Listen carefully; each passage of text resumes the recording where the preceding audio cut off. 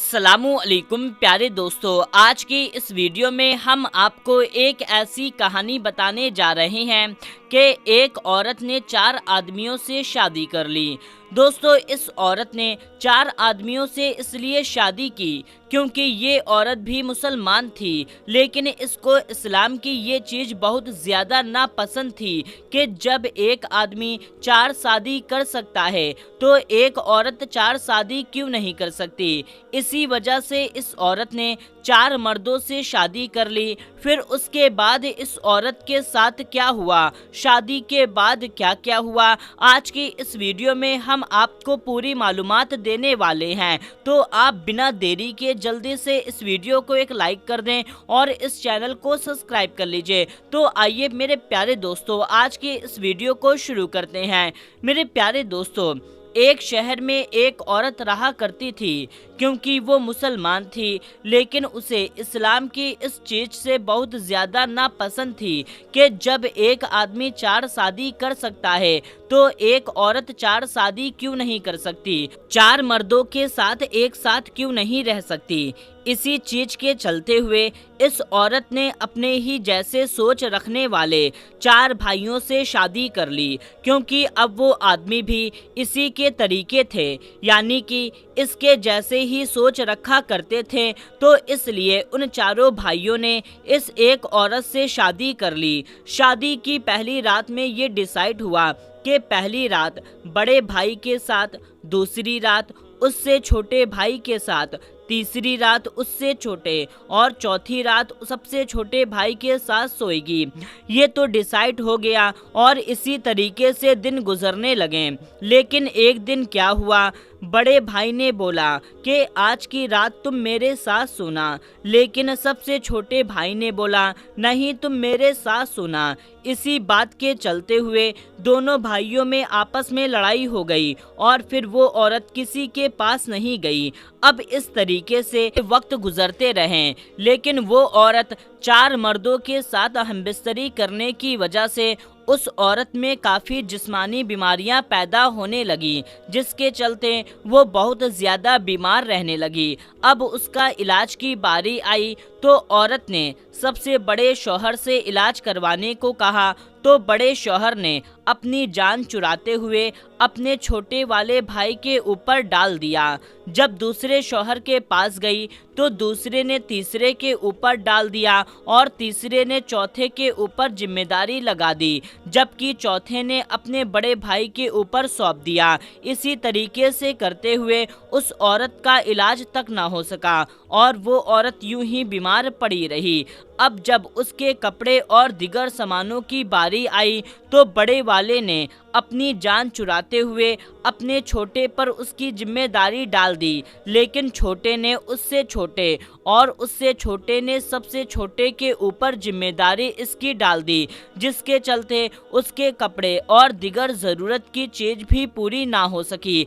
ऐसे ही दिन गुजरते रहे और इसी औरत को लेकर के अब उन चारों भाइयों में आपस में जमती नहीं थी, उनमें आपस में लड़ाई झगड़े होने लगे। दिन गुजरते रहे, जब वो औरत हामला हुई और उसके बच्चे की विलादत का वक्त आया।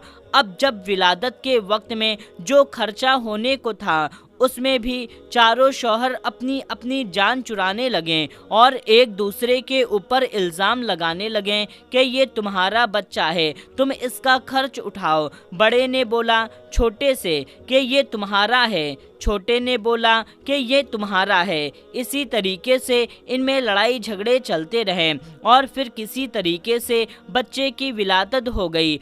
अब जब एक लड़की पैदा हुई तो उस लड़की का खर्च, उसकी जिम्मेदारी उठाने को कोई भी तैयार न था। सभी भाई आपस में एक दूसरे को सौंप रहे थे और वो औरत और उसकी बच्ची इसी तरीके से लवारिस पलती रही। फिर यूं ही इसी तरीके से वक्त गुजरते रहे। उस औरत का बद से बदतर हाल होता चला गया। अब उस बच्ची की तो 4 बाप थे, लेकिन उसको किसी एक का भी प्यार और शफ़क़त नसीब ना हुआ। ना अच्छी परवरिश मिली, ना अच्छा खान पान मिला और ना ही अच्छी तालीम मिली।